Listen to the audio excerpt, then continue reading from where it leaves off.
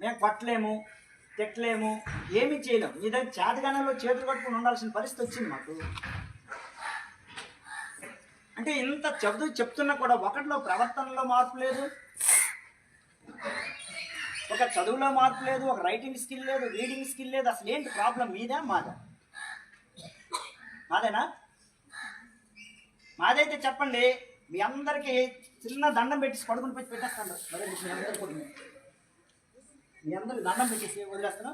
లేదంటే ఇలా నేను తీసుకుంటాను. మరి గుంజలు అయినా మీకు అందరికి కూడా మీ నేను పనిష్మెంట్ వేసుకోండి.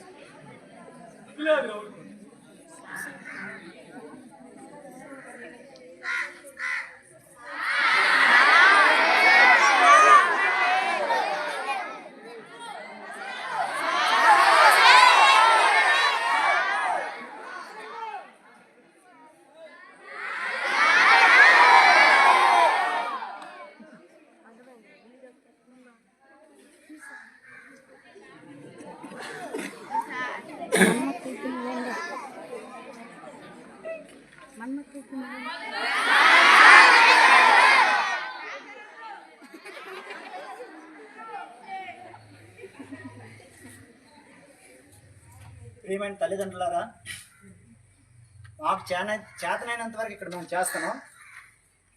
మీ పిల్లల్ని మీరు కనీసం కంట్రోల్ పెట్టకపోతే మీరు స్కూల్కి పంపించిన వృధా అవుతుంది.